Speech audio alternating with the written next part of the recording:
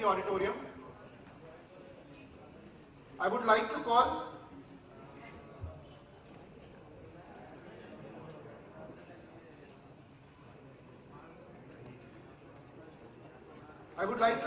Shri V.V. Naidu ji, Chairman, Sagitor Ventures India Private Limited.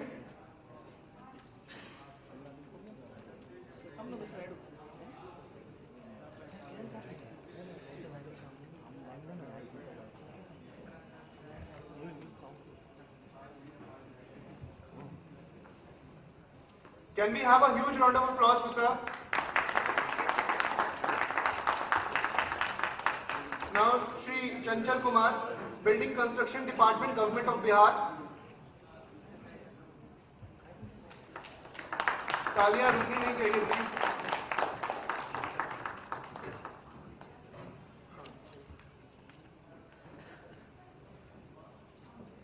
Shri Prataya Amrit, Secretary, Road Construction Department, Government of Bihar.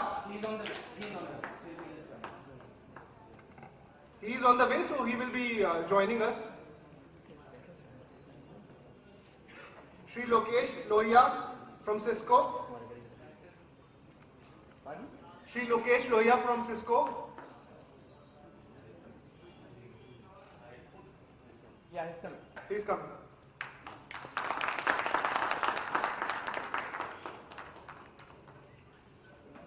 Shri Kiran Shah, Managing Director, Velankani Group.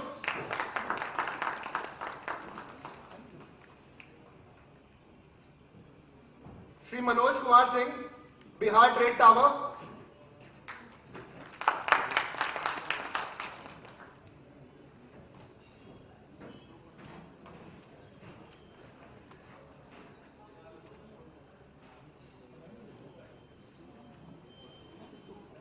Now I would request the session chair, Shri Chanchal Kumar, to start with the proceedings.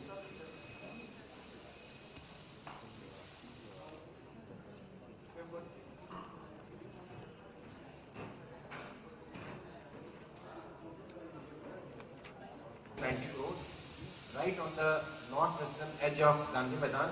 The progress is on, the work is going on. We intend to complete by November 2015. This one is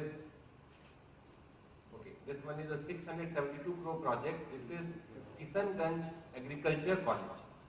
This is in Kishanganj. Again, work has started. We intend to complete in the next 23 months. 1 month back, the work was commencement of work was done with the Chief Minister. Next page. This one is also going on. This is the extension of Vidhan Sabha, Vidhan Mandal and Secretariat building. 362 crore worth of project. Almost 80% of the work is completed. We hope to do the entire building in the next 8-9 months. This one is the housing project for MLA MLC. Again, 450 crore project. It's in the process of being tendered. This one is the police headquarters, a new building. We have tendered. We hope to award the work in the next 1 month. Next one. This is extension of High Court building. Next page. There's one Niyojan Bhavan. Next page. That's it. This was only to let you know that we have 6-7 signature buildings which we are executing. These are in different phases. Idea is to tell you that now we have the capacity to take up big projects. In 2005-06, when the planned budget of the state government was something around 5,000 crore, and we were able to spend only 2,000, 3,000 crore. That was the capacity. When I talk about planned expenditure, it means all your buildings, all your new schemes. So this was your capacity. Only 2,000 crore you could spend in 1 year. Today, I mean after 8 years of this government, this year the plan size was 34,000 crore. Next year the plan size has been pegged at 40,000 plus crore. And we have been able to spend 90% of the plan there. And there has been qualitative increase in the quality of the building also. What I am saying is the capacity of the state to execute large projects, large infrastructure projects. When I mean infrastructure, it means all. Road connectivity, Kathe is here, road security. We have constructed long length of roads, good quality roads, we can say that the distance in terms of time taken has decreased if you consider coming to Patna. The state government decided that we should be able to reach the state capital from anywhere in the state within 6 hours. And we have been able to do that. Now perhaps the next target is to decrease this time period to 5 hours from 6 hours. This is in terms of roads. In terms of power, many infrastructure projects have been taken up. In terms of buildings, many signature buildings, many engineering colleges, medical colleges, polytechnics, ITs, godowns of capacity more than 2 lakh metric ton. So all these things are going on. This only goes on to say that in terms of the capacity of the state, number of contractors, people who can execute such large projects, now we have the confidence of these contractors. People from all over the country, they come and they execute their work and they have equal faith in the government. So, once the capacity of the state to execute large projects is established, is demonstrated, this gives a very good and good feeling about the system, and this establishes the confidence of the investors. In terms of IT infrastructure, in the morning inaugural session, you would have heard 2 or 3 locations have been identified where we intend to build IT towers which will cater to the needs of these IT investors. There is one large project, almost 200 plus acre of plot. We have identified near the new upcoming Nalanda International University near Rajgir. This 200 plus acre of land has already been acquired. It's in our possession. So, I was just talking to some of the people from Bangalore yesterday. So, this is a very attractive destination because the connectivity has also been established. We have started one Vilkas Terminal route which will take you from this place to Nalanda very soon. Nalanda University is coming up, International Quality Educational Center. On all the sites we have Police Academy, CRPF camp, BMP camp, International Convention Center is already there in Rajgir. And Rajgir as a city, as an urban center, has many infrastructure facilities in terms of hotels and other logistic systems. So this 200 acre of land that the state government proposes to develop as a IT hub. Now it is for the industry people to decide how best to use it, and we'll be talking to potential investors. Similarly, in Bihta also, you'll find that we have some chunk of land which has been earmarked for projects which can be of interest to investors. IIT has come, AIMS has come. So in terms of skill, you'll find that the quality of people has increased in terms of degrees, in terms of skill. I'll just end up by saying that now the state is poised for a second generation reform. In terms of all the bottlenecks for industrialists, whether it is industry, land or electricity, we have taken many steps which will make it much more lucrative, much more incentivized, and with this enabling atmosphere, it will be much easier for any investor to come and invest. Single window system is already in place. Government already created one enabling act in 2006. Many more reforms and many more amendments have already taken place. So, all I can say is the state is ready to take off. We have the capacity, we have the willpower, especially the political willpower. The bureaucracy is here. The capacity to execute these projects is there.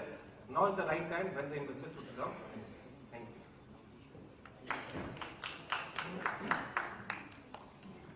A rare glimpse of these amazing projects is so delightful to us. What will happen when all these projects will be completed? It will truly change the face of the state. I would now request Shri Pratyaya Amrit Ji, Secretary, Road Construction Department, Government of Bihar, to join us.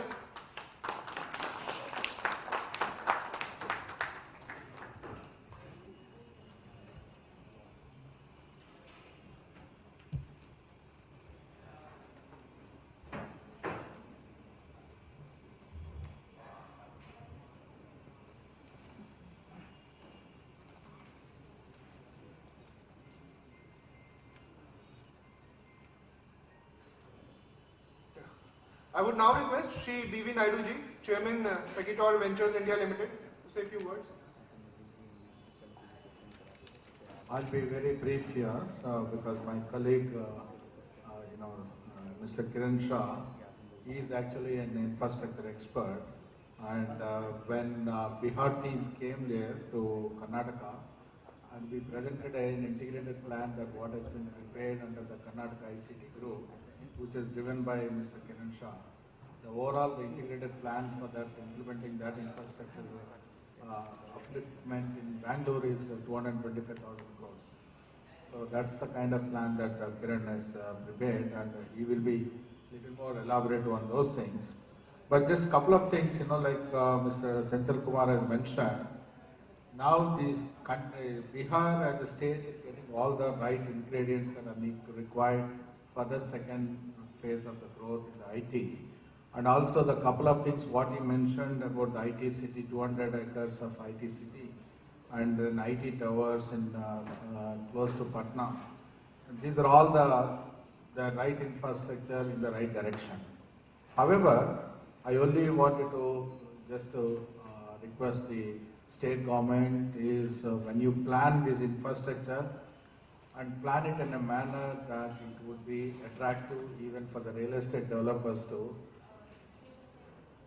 come and join the government in a PPP mode. In other words, this IT city or an IT towers, like he was mentioning about other buildings which is directly implemented with the government, instead of doing that, I would advise that, this infrastructure should be done by the private sector, because once they do invest into the infrastructure, they know how to attract the investors or how to attract the IT industry to come and occupy that infrastructure. That's very, very important. The second is, when this IT city is being planned, don't plan just as an exclusive office buildings from the infrastructure point of view. Rather create an integrated multi-use infrastructure. Multi-use in the sense not just on office IT buildings, but also probably some academic or talent development centers and the residential and then the commercial, everything together as an integrated city. Don't plan only as an IT building. That's the second point which I made last time. The third is when you plan these IT towers, me and Kiran were discussing, and Kiran could explain you a little better on that, but the idea is increase the FSI. Then only it is, some of these real estate developers could come here and take the advantage of the whatever the minimum land that is available, create the tall structure, and once they invest and once, as I said, they are the key marketing guys who will strengthen the government to attract IT investments to come to Bihar. So that way, my suggestion here is to involve the private sector more and more possible in all the IT infrastructure development, and thereby you will strengthen yourself, in marketing those things. Thank you. I would now request Shri Pratyaya Amritji, Secretary Road Construction Department, to address the audience.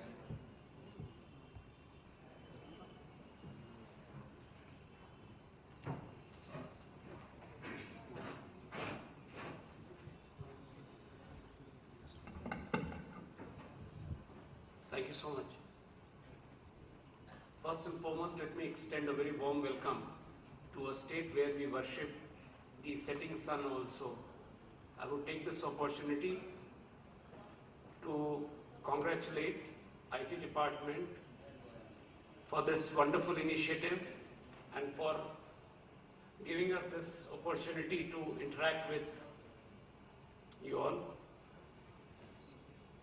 Already Chanchal has briefed about the initiatives. I'll be very brief.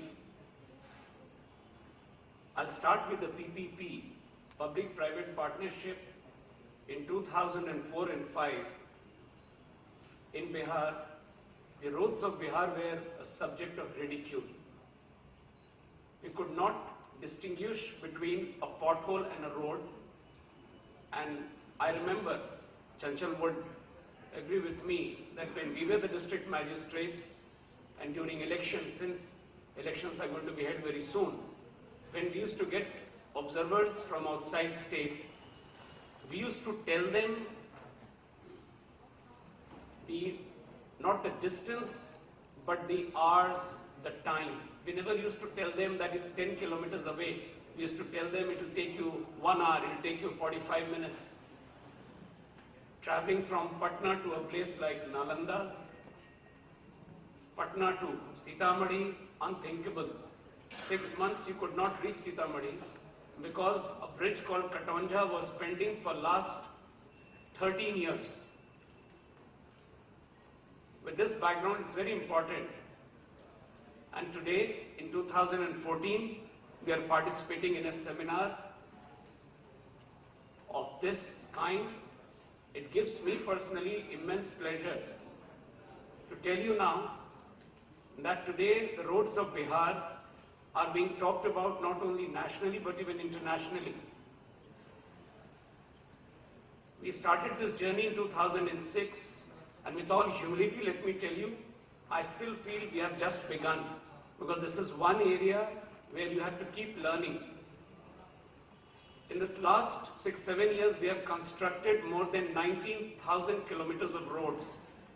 And today, with full confidence and authority at my command, I can tell you, from any distant corner of Bihar, you can reach Patna in less than 6 hours. The condition of the national highways, some of them are bad. Bihar perhaps is the only state which had used its resources, something like 969 crores for maintenance and upgradation of national highways, unheard of anywhere else in the country. We have not been reimbursed that amount, and thanks to that, now we are not spending our money on NH, and therefore we are having some problems in maintenance of some of the national highways. Although we have not given up, we are constantly following it up with the Government of India. Nalanda is one destination where all the roads in Nalanda, we have sanctioned more than 350 kilometers if you add, and almost all the major roads to Nalanda and within Nalanda and to Rajgir are all 2-lane or 4-lane, and all of them have been provided with bypasses.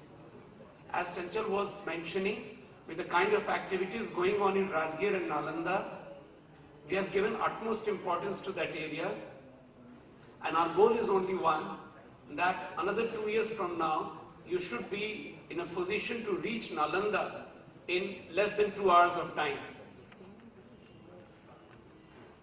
I have been told that Beta is another area, destination, where investors are thinking in terms of moving in. Beta, all the issues related to road, we have already prioritized it. It's right on our action plan, agenda. And a state where there were no roads in 2004, in public-private partnership alone, we have investment of more than 3,000 crores. We are having a greenfield project, Tajpur Bakhtiarpur, being constructed over River Ganges. It's a 5.5 kilometer bridge with 40 kilometer approach road. We are having the Ara Mohania National Highway, 100 kilometer, that's on a PPP, the work is going on. And the third one is Jharkhand border, Rajouri to Bakhtiarpur, which is going to touch Bihar Sharif, and definitely Rajgir is very close by from there. So we have graduated to a stage where we are thinking in terms of PPP. We have, first of its kind in the entire country, we have formulated a new road maintenance policy. The essence being, the contractor who is going to construct the road has to maintain the road for 7 years, and we have defined the objective criteria. We have defined, if a pothole is there, the time frame has been defined. He has to do that work. Originally, it was more of output-based maintenance policy. In a sense, when the roads used to, after monsoon, we used to make estimates, our engineers used to make, then we used to go for tender, and then the contractor used to construct it, build it. But more often than not, he used to tell that since these items are not in your estimate, I cannot do these works. Now it's input based. The contractor has to see the road and he has to quote. And we have introduced road ambulances, again first of its kind in the country. Why we call it road ambulance is that these vehicles are specially equipped vehicles. Everything to do with immediate road maintenance, it's very much there. And on top of that, we have put 2 stretchers in case they come across any accident. The victims can be rushed to the nearest hospital. All these things are first of its kind. Electronic tendering. Bihar roads and the tenders were subject of a lot of these movie shows. A lot of scenes used to be shown about how tender boxes are being lifted by the goons. E-tendering is mandatory in Bihar, 10 lakhs and above in all engineering department. In Bihar Bridge Construction Corporation, we have been using softwares, mobile inspector software. We are using Android technologies in monitoring of our roads. So all I can tell you and assure you people that thanks to the young population which Bihar has, I'm sure the future of IT destination is certainly in this area. And I as Road Secretary, we have a clear-cut map, road map ahead of us. And as I said, we have just begun. But I can assure you, all these places, Nalanda, Beta and other parts of Bihar, you can travel safely, freely, and our destination is to reduce this time from 6 hours to 5 hours, which I'm sure we will do it within a year or 2. Thank you so much.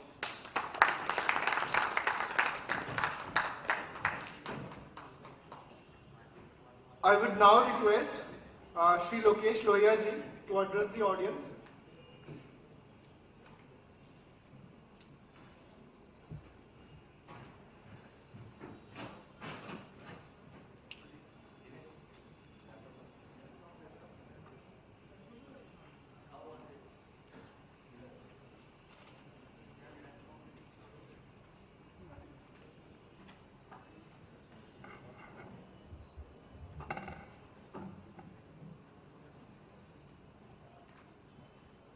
So I come from basically Cisco. It's an IT company. It's a technology solutions provider, a global leader. And we are very active in providing solutions for creating smart cities across the globe. There are many cities which are currently getting modernized in the sense how technology basically is helping to make cities smart, right? And one most important component for a smart city is to create a safe and secure city as well. Cisco in India has driven this initiative for almost more than 3 years now in India. We have traveled all across the country finding what are the challenges to create a safe and secure city.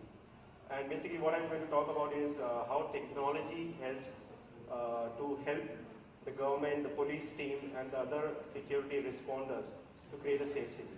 Right? So in this presentation there are some slides which I'll be talking about from a solution perspective that probably helps the city security officials to enhance public safety. So this is a vision that has been created, and if I see today in India, this is what every government is following, to create a safe city, right? And this is not our slide. It's basically a slide which has been globally followed, where to create a safe city, it's very important that we connect all the important criteria or the parameters that that becomes a part of the city. Now, this could be the important locations. This could be the important stakeholders, which could be like police, fire, ambulance, and so on. It covers areas which are sensitive. It could be transportations like airports or railways. It could be holy places, and so on. So all that where people or public safety is a concern needs to be connected. Apart from that, there are private players like hospitals, like hotels, and so on, schools and so on, which also needs to be connected, right? So what we are trying to do is how technology can help to connect all these various entities which becomes a part of the city to create safety and security. And there is a physical thing which happens in terms of the manpower, which are the police team and the responders. But technology basically helps, provides the tools. We are hearing a lot about city surveillance projects which is going across the country. There are many projects which has already been done. Many are there in the pipeline. But it's becoming a national drive today. Probably I travel all across the country and I see there's a huge requirement for city surveillance. So that's what we are doing. We are now started connecting physical things as well. Right? Probably going forward, your home devices like refrigerator or microwave, all that will be connected to internet as well. So that's where the Internet of Things is moving, and it's helping a lot from a safety and security perspective also. Now let me show you a small animation, and this will probably explain how the entire thing work from a city surveillance or a urban safety and security project, right? So what happens first is, there are edge devices, and these edge devices could be as simple as a camera. This could be a sensor. Now this edge devices have become smart because of the technology intervention that has happened. And this edge devices, in case if it's a camera for example, earlier this camera used to take a picture and send it back to a control room where physically somebody has to monitor it. No intelligence in the same. But now, this camera actually can see, not only monitor a picture or a view, but it can also detect incident on its own. Much more than that, it can send information back to a control room about the information of the incident that has happened. For example, it can detect whether there is a fire, it can detect whether there is a loitering happening, it can detect whether there is a traffic accident or something like that. And it can send all these details back to the control room. So the control room operators, who are probably not skilled on technology but more skilled from a security perspective, also understands that this is the incident that has happened with the complete information.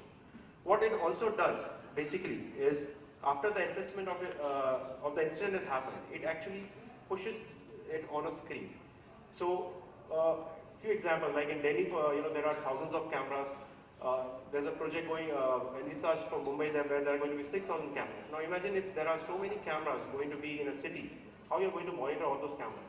So probably an intelligent solution where this incident can be detected and it can be portrayed on a video wall or on a screen. So I don't need to see all those 6,000 cameras at one time. Right? I can just see the incident-based video feeds. So that's what the system does. It pushes that video back to the screen so that the operator knows it at a real time.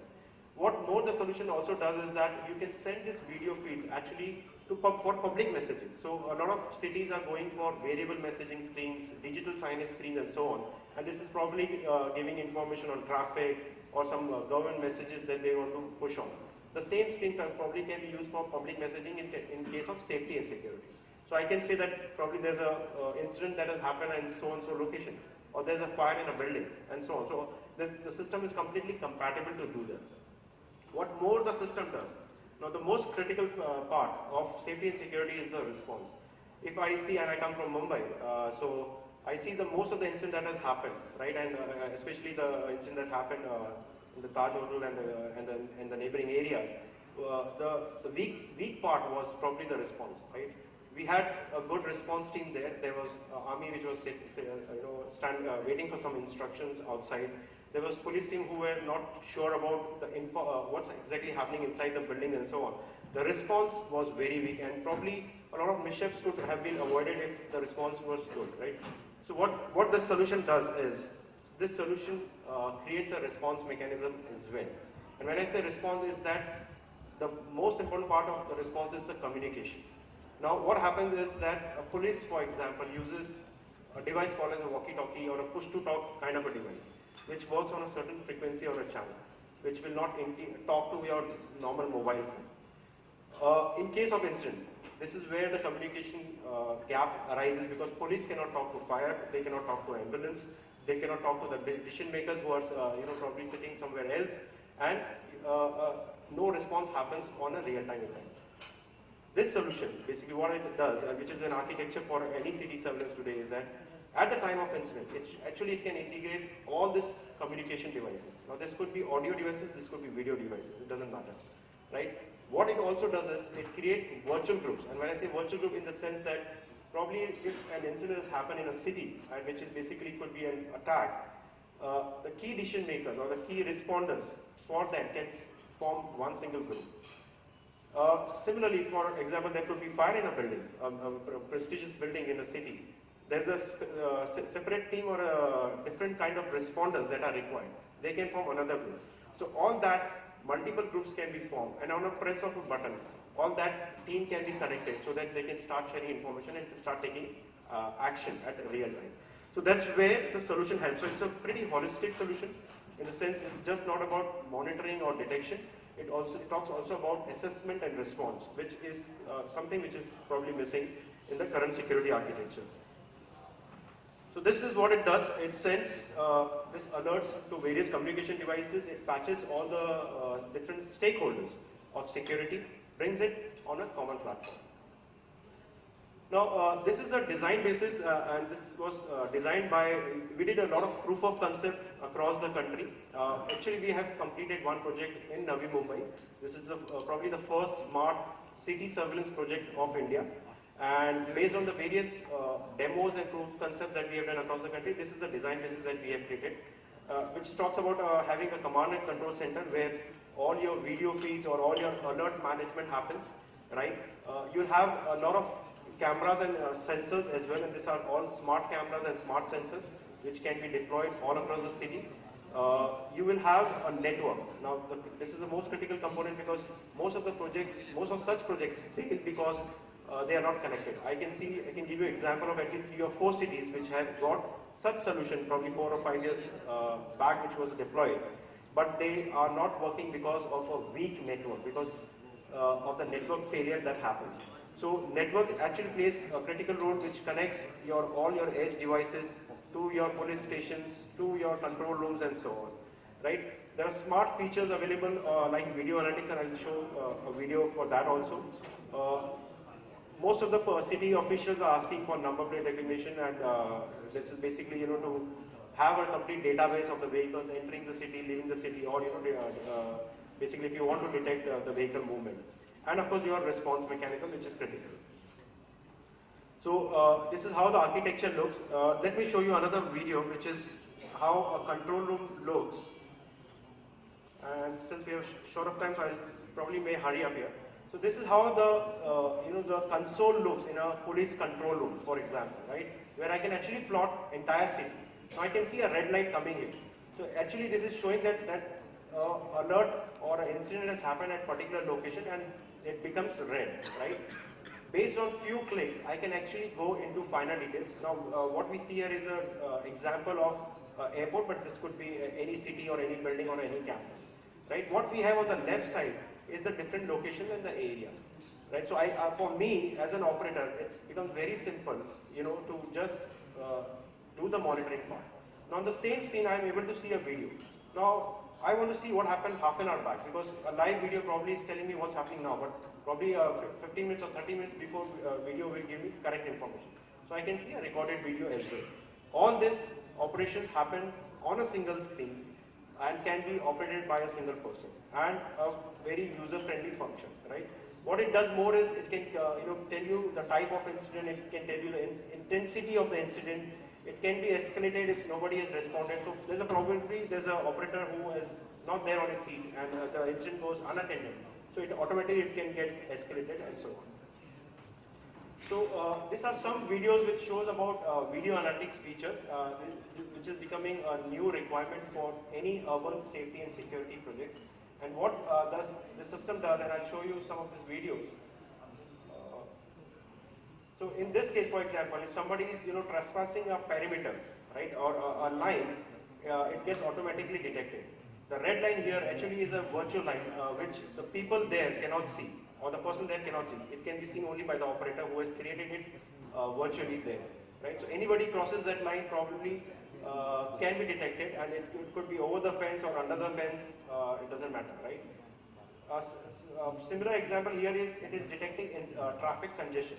So if I want to check, what is the traffic condition of a particular road, I can get it, and I can see here high, medium, low, which is changing as the density of cars changes. For example, if it remains high for a longer duration, that means either there is a huge traffic congestion or probably there is an accident which has happened. And we can use the same features for multiple things. This feature was probably talking about loitering, where if probably somebody, if it's a sensitive building and you will not expect people loitering around that building, right? So this feature can actually automatically detect. Similar ways, we have some 15, 20 such similar examples which are available today, which can be used in Indian condition as well. So most of this has been tested in Indian conditions to work perfectly. Right? This has actually been deployed at Navi Mumbai, right? And what it does is it records the number plate. Now, most of the number plate recognition solutions have actually failed, especially in Indian condition, because we don't have a standardization of number plates. So what this solution does is it actually doesn't lose any data, and it converts the data as much as possible. So today, if I want to track a vehicle, or I want to put a list of hot listed vehicles, which needs to be tracked when they enter the city or exit the city, right? This can be detected. In fact, Jharkhand checkposts are on the verge of deploying a similar solution for their requirements, basically. This is a live site in Navi Mumbai. This has been up and running for more than a year now. So the solution also gives you a lot of incident reports, which are basically important for best practices or improvising your solutions or deployments. Now let me just talk about Navi Mumbai because this is a live site and this is up and running, as I said. In Navi Mumbai, they have created a control room. You can see a video wall here. It's been manned by the police team. All the videos, which is cameras basically, which are installed at the entry exit. So the entire entry exit of Navi Mumbai is being covered. All the important traffic junctions are covered. A lot of important buildings are covered. Important public gardens and public areas have been covered. All that can be monitored at one single location. What they have also done is they have created zones in terms of police stations which has their own jurisdiction. So they can also monitor their own area, right, from a monitoring perspective. But the alert management or the response mechanism happens probably from one location. Since this is all running on internet, or rather I'd say on a network, it is not bounded or limited. So it can, you can have this kind of control room at multiple locations or one location, depending on your RD. Right, and probably the last thing I would like to show is a small video of Navi Mumbai. This was a video which was actually shown as a inauguration video when the system was inaugurated. And they are showing actually videos. These are some bad videos, of course, from accidents and all this perspective, but how the solution helped them detect incidents and resolve them easily. So this particular case where the truck driver was actually found found guilty initially, but later they realized that it was not actually the truck driver's mistake, it was a car mistake. Similarly, some theft incidents were detected using the similar solution. This is basically an additional tool for the police, right? It's not possible for the security team to be there everywhere. So camera becomes their additional eyes, right? Or the system helps them to resolve so many such cases. So similarly, this is basically about rash driving, and what you can also do is, the system also can, because it's got high definition camera, you can also get finer details like number plate or people sitting inside and so on.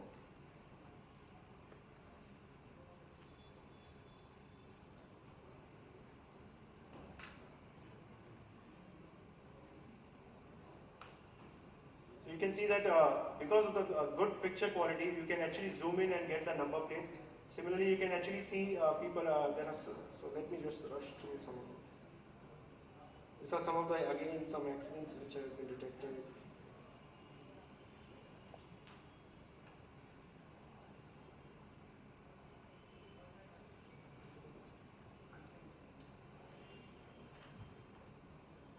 So this is an example of a night vision, where even in the night probably you are able to detect cameras. So the messaging is basically technology today can help for a safe and secure city, and probably this is what we require as citizens of India, right? How to have a safe city, and this is basically because of so many incidents that are happening. And technology can play actually a big role to support government, to support police team, to enhance the current security solutions for India. That's all. Thank you so much.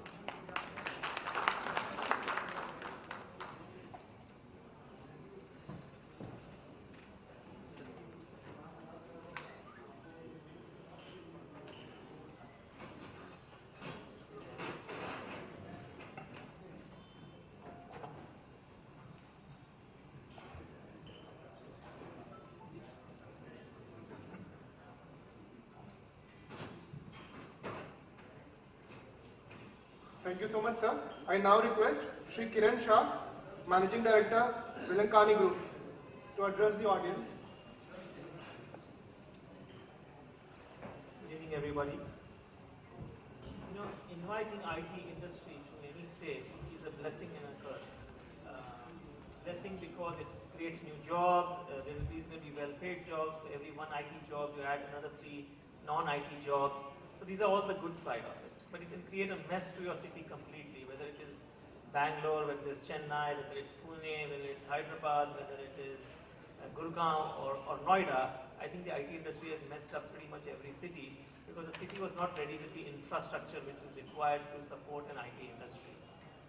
Bangalore currently creates 100,000 jobs. It does 1.2 crore square feet of office building every year, and it's just going on increasing because once the momentum is set, this industry doesn't stop. Whether the government supports or not, after 15, 20 years, 100,000 jobs will just keep coming. So this is something which the state needs to be mentally prepared for if it wants to think for the next 20, 25 years, that once you start on this journey, it's going to be very difficult for you to stop it.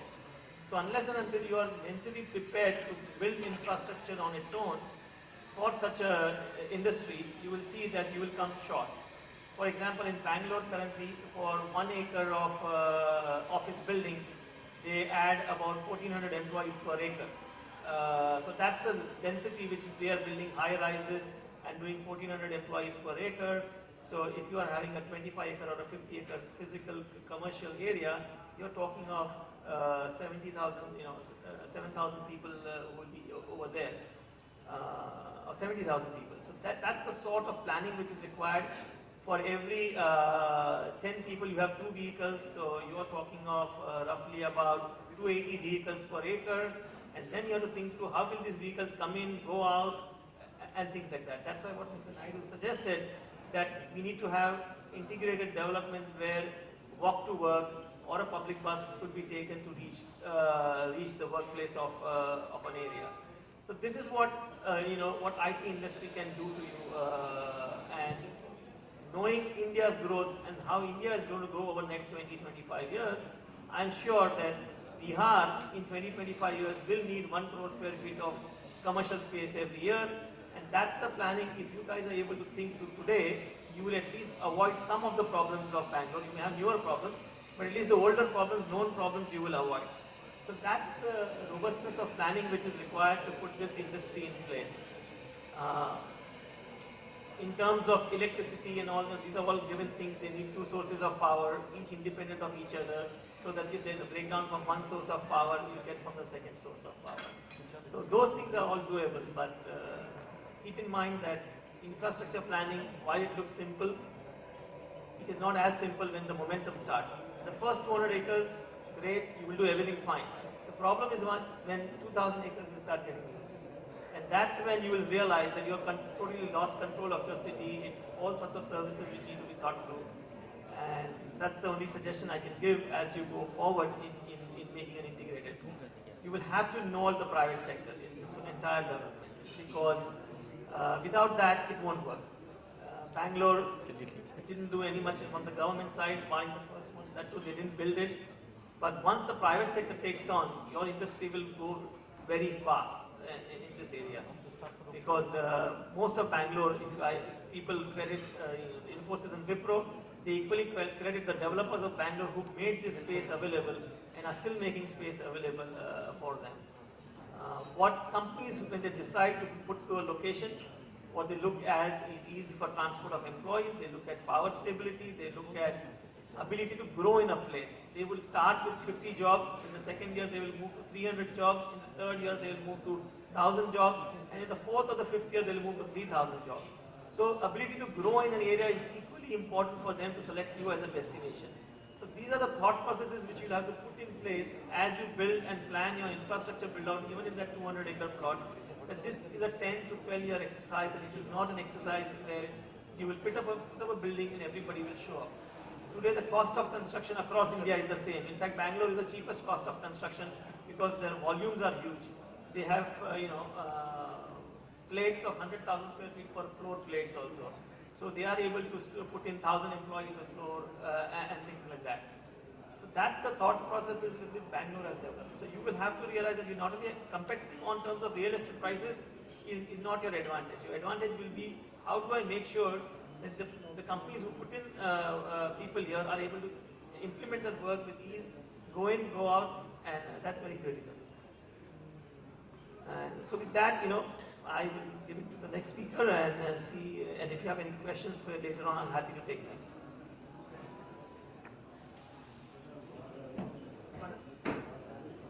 Yeah, water. Yeah. Yeah, definitely water resources, transportation, electricity, connectivity, childcare, emergency services, business infrastructure, all the commercial and social infrastructure. This all comes in your planning, and we are happy to share every details of it with the Bihar departments so that they can, and happy to help them as to what we think will be necessary to do that. Thank you.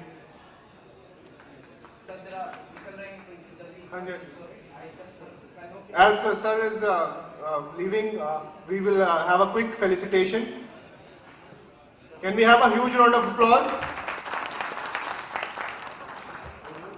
Thank you, sir.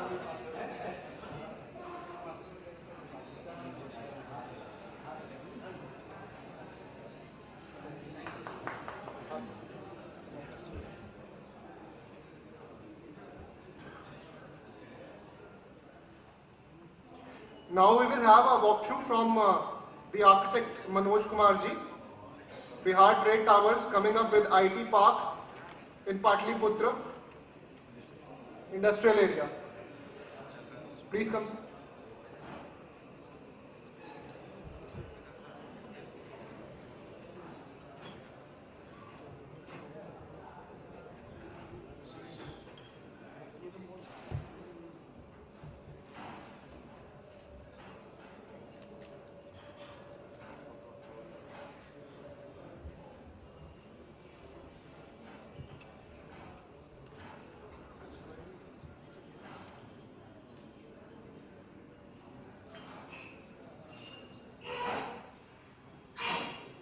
Good evening, everyone. Well, as we know that Bihar is growing up. A lot of people are coming up. Bihar developing the IT industry, and we know that in the IT industry is very huge, and it's coming up, and they are interested to come up in Bihar.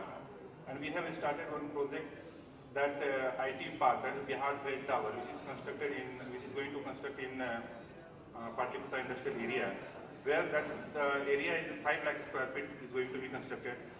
In that, the facility we have like 500 plus cars in covered parking.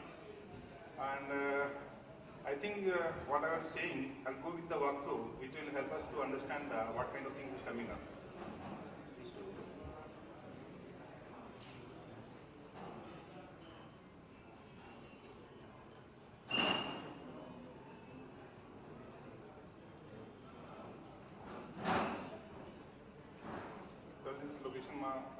Location map is showing that how we can go to this side.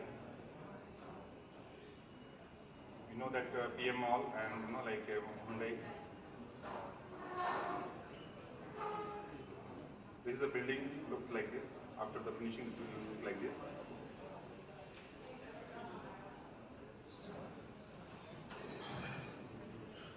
Sounding again.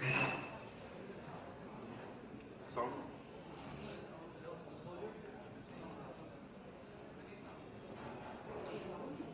आ नहीं रहा है.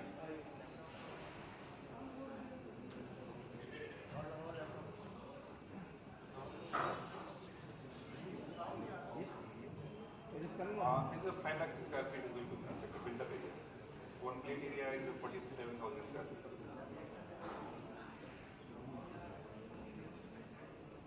This we can see, this is a E-Mall where we can have all the IT solutions, shops as well as retail counters, all those things will be here. Dr. Bailey, this is coming for you. Yeah. This is coming up for you.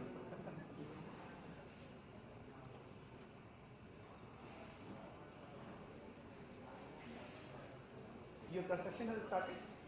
It's about to start, and like we are planning to start in April of 2014.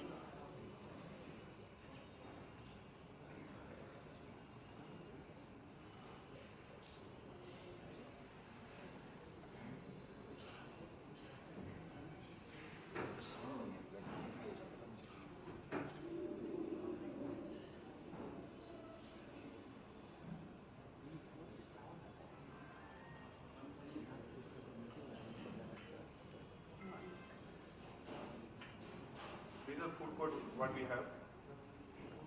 We are providing the food court also.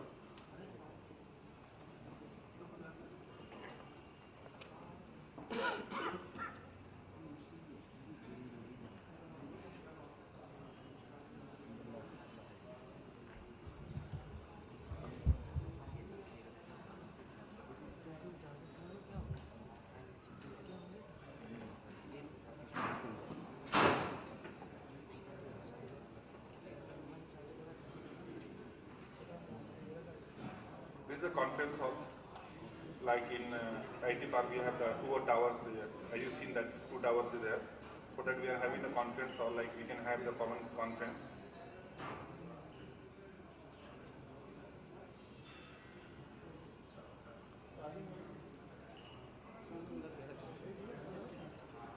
This is a gaming zone.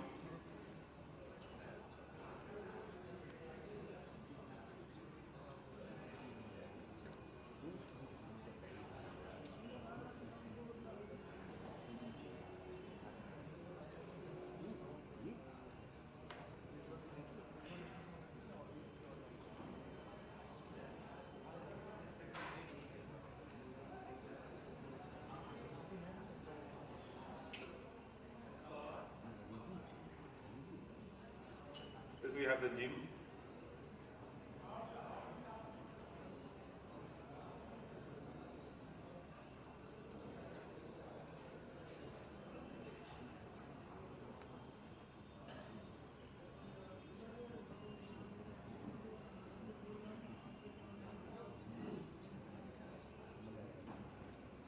Recreational area.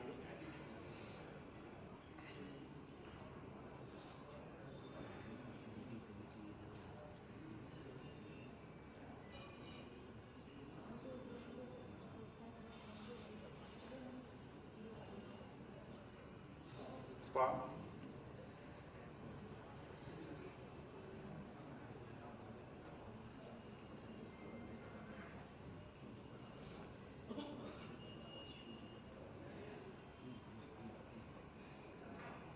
We have the swimming pool also in terrace with a good landscape to environmental free. Like we need to have the good landscaping for the buildings. Like we are cutting lots of trees and all those things. We don't have the place to plant the tree, but we are trying to make more of landscaping, more of the greeneries on our building. Especially we have provided entry for the offices, which we have the two towers. In that we have provided the system like if anybody want to go to the office, if you are the entitled, if you are in the working in the office, you have the card. So you can pass on the gates and you can go. Otherwise you cannot go, you can wait in the lobby.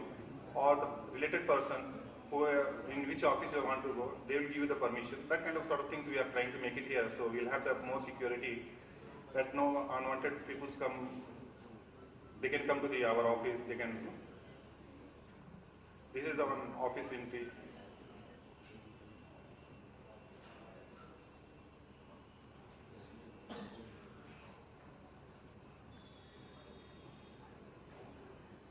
Here the workstation of the office.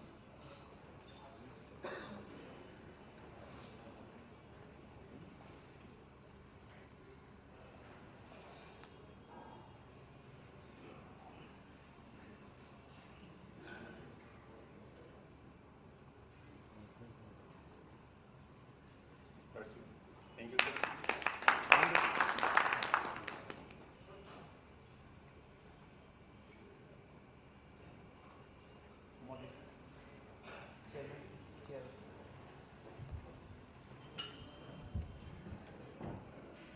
Now we are open to questions in case anyone has anything to ask from the panelists, please.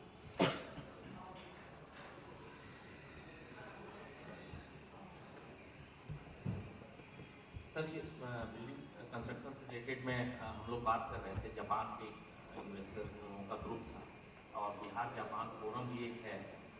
They were very keen कि गया से नज़दीक है, तो we are all set and planning to start big operation in Bihar if we get land. तो हमको पता है कि इस तरह से थिंग्स आर इन प्रोग्रेस, अभी हुआ नहीं है। हम लोग सर एक सप्ताह 10 दिन पहले हम लोग कॉन्फ्रेंस कॉल में अभी जी भी थे और हम लोग थे। लोग का एक ग्रीवांसेस था जो सर, हम लोग एड्रेस तो नहीं कर पाए, just I am putting it in front of you. वो बोले कि अगर केवल हमको केवल जगह मिल जाए तो will create the entire infrastructure without any fund support from, because the level of जो हमारा जो परफेक्शन है, मे बी शायद अच्छे के लिए है कि बुरे के लिए मालूम नहीं है, but that is hurting us. तो हम लोग and but we don't participate in bidding. मतलब ये दो उन्होंने प्रॉब्लम बताया कि ऐसा है हम लोगों का। तब तो ऐसा अगर गवर्नमेंट का प्लान है तो we are all set, we are keen, क्योंकि सर गया के नजदीक होने से जो उनका इंटरेस्ट है वो बहुत ज़्यादा है। और EHDM कॉरिडोर एकदम पर, मतलब वो बोले कि ऑटो पार्ट्स एंड IT के लिए, दो के लिए we are looking for, if we get a place we are all set, immediately we can go up and create the entire infrastructure without any support. We'll take your support, but we'll create everything on our own and then let it for public. So this is what they told. I think he was also in the conference. हम लोग कुछ वो कर सकते हैं sir, Japanese collaboration से अगर हमारा हो तो, and they are potential investor, they have already met I think 2-3 times, Bihar industry association में भी आए हैं, और बट उनका ग्रीवांस था हम सुजय सर के सामने। So basic idea that the diplomat was talking us that look, Japanese are perfectionists and everything that they want, unfortunately they are not used to live in an environment created by anybody else. They are perfectionists. Even in UK, they the construction done by UK government and the private players there, they could not make it even acceptable of an acceptable level. So they want to build it as a from green plant, and they are saying that we can come in a cluster. We can start a cluster, but the only two conditions, as he said, that we would like to build everything our own, our internal roads, our buildings, our power plant, everything we will build our own on our own investment. No Bihar government investment is required. You provide us land and provide us permission to do this, and of course they will be bringing the investment and the manufacturing clusters. Is it feasible in the present framework of government? Is it feasible? That is the question. Thank you. Actually, this question should have been addressed to Industry Secretary, but I can tell you, industrial policy has that enabling feature which makes this permissible. There is no obstruction, there is no bar as such. Only thing is allotment of land. We do give a lot land to investors in our industrial area, all over the state. We have been giving it to them. After that, once we give it to them, whether they do it on their own, they get some company from abroad, it is none of the business of the government to not give them any permission. But all the statutory permission that is required, even we as a government department, when we do some construction, we need to take all the environmental clearance and all the other civil aviation and firefighting and all those clearances are required. They take that and they do the construction. There is no bar as such in bringing investor from abroad and letting them do the civil construction work. And so far as allotment of land is concerned, it is part of our policy to give it to them. Only thing is, currently, you know, in Bihar, the demographic pressure is too high. We are in terms of population density, we are one of the highest. So, the availability of land is subject to acquisition processes. Land acquisition is a difficult task. So, if you want to get particular piece of land, that may take time or may not be feasible. But if you want to get land in the industrial area, we have a land bank, we have industrial area, Bihar Industrial Area Development Authority acquires land based on its own future projection and requirement, and it has a pool of, it has a land bank of those plots. If you want to get land from there, there is no problem. You can take the land, it will be allotted to you as per the rules, and then you can go ahead with the construction. There is no problem. Thank you, sir. And may I be permitted to ask another question from Mr. Kiran Shah? That, sir, we have this 200 acres land very much talked about near Nalanda University, and the government of Bihar is willing to make a smart IT city there. There could be a number of models of making that city. We take the city, do the bidding process and give it directly to any builder for making it completely whatever way he wants, or on given certain guidelines of government of Bihar. The other way is that on certain portion, government of Bihar constructs certain things and others are invited to live in that or to be housed in that. So with your experience of making IT parks and so many constructions in Bangalore and everywhere else, what do you suggest that what would be the right model for developing this IT city in next 2 to 3 years or 4 years time frame? You can do it couple of ways. The private sector way is definitely, a lot of cities are now doing it because the investments required sometimes are quite high. However, the private sector will need support. One of the ways could be that you go and tell the private sector that if you build it, I believe government of Bihar will take the first 50,000 square feet or 100,000 square feet on rent for its own thing. So there's enough of BPO work within the government of Bihar which you can enable and get it started so that the whole area gets started. The private sector guy gets his first building or a first couple of floors rented out. That starts the momentum of people saying, okay, people are coming in, going out of this facility, and the facility starts working. So there are various ways you can build this entire initiative. If you try to do it in the government only, while it is very good, there is no pressure on someone to go and see that the facility is rented. If you have the private sector involved, there is pressure on the private sector to get it rented because somewhere or the other money is on the line. And why Bangalore has grown very well on private sector, this thing is because the private sector took the initiative and they started building and making sure the customers came in, everything what the customer feedback comes in, how they want their properties. They were much more flexible enough to decide on the spot to get the tenant inside. Sometimes you have to give tenants 3 months free, 5 months free, 6 months free. But the answer needs to go to the tenant in 1 day, 1.5 days. When you run it through a government process, because of its nature on what it is, you will see that you are not able to meet the demand of it, and another city like Coimbatore or XYZ may take it in front of you. So there are a couple of ways that the government can help, not necessarily that you have to go into the building expertise, but there's another way government can help so that the private sector is enthused to keep on building. On behalf of prospective investors who are present here, may I request Secretary Building Tensil Sir to respond that what way he thinks that he is going to make, because I know that Government of Bihar has given this responsibility on him to develop this smart IT city near Nalanda, that 200 acres plot. So what is his views, what way he is thinking to develop this? Thank you, sir. We have the land. In fact, the department was waiting for this meeting so that we could get all the inputs from all the investors, which is the best way forward, because for the state this is the first venture of its kind. As he has said, there are a couple of models in which, number one, you can ask some developer to assess the requirement of the private sector and then do it. We'll give them the land and the freedom to do that. Second, as he is saying is, we should do something, some construction, some space will be created. As many departments of the government, they do have many uses of these facilities. There are many call centers, many IT facilities which the department itself need to have. So if they all chip in there, as you said, rightly pointed out, then that facility, that ecosystem will start functioning. And once that is there, that will start a triggering effect. So then many other people, they can come, they can see that the facility is functional, we can go and do something. I think the best, based on the discussions that we have here, the best way possible is to involve the private sector, have them put some stake in it. If you make them a stakeholder, and then you start, then you know that even after 2 or 3 years when you do the entire construction, there are people who will take from there. So that is what we are doing. We will have one more session with the prospective developers only on this, so as to find the best way forward. And we are very keen that we develop this infrastructure very soon. Thank you, sir. Naidu sir, do you have any points to add, sir?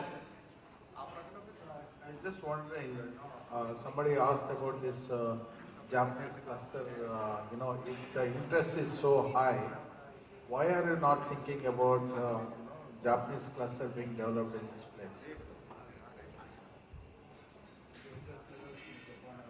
It is true, because of Bodh Gaya, the Japanese are emotional about it. So Japanese investor would like to be near Rajgir or Bodh Gaya. That is true. That's why I am saying this is one of the options in which we can talk to all the stakeholders, some of these private players, In case they are interested, that would be a good way.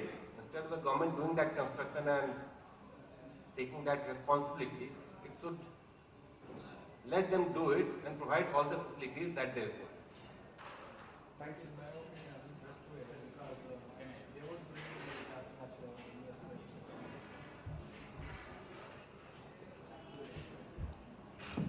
Sir, as per my knowledge, at least there are 15-20 companies in Patna which is doing software exports here, sir. And the state government has already had locations for software technology park.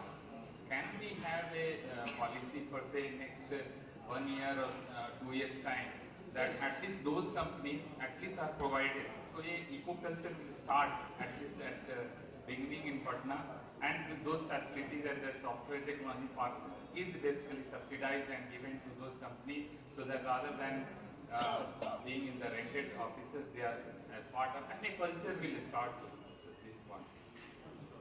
Because Info Security IT to respond. Ultimately, the department has to take all of this.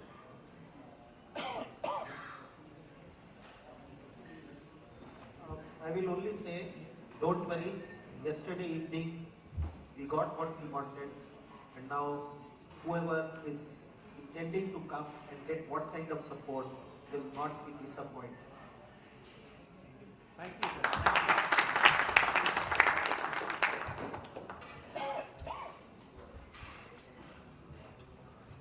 Thank you so much, all the dignitaries on the dais. Since we have come at the conclusion of the first day of this event, I would like to thank all the partners, government partners, private partners, exhibitors, and many others who have supported us to organize this event. I would also like to thank all the dignitaries who participated in all the different sessions that are being organized today, as well as the guests who are present today, the dignitaries, the guests, the delegates, and the ministers who came and made this first day of this event a very successful. And thank you so much all. I would also like to inform that at 7:30 p.m. onwards, we have a cultural program followed by the dinner at the poolside area. And now I would like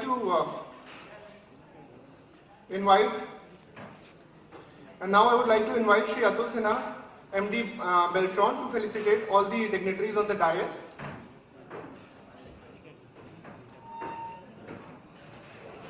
Starting with Shri B.B. Naidu ji, Chairman, Sagitor Ventures India Private Limited.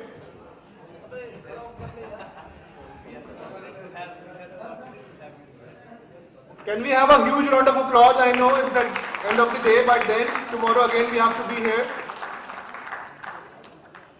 To Shri Chanchal Kumar.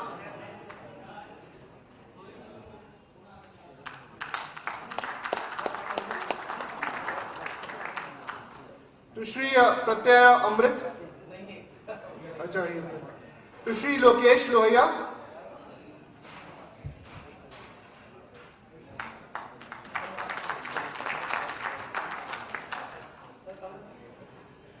To Shri Kiran Shah.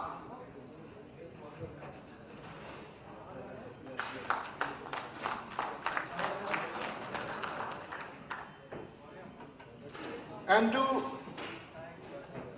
the architect Shri Manoj Kumar Singh.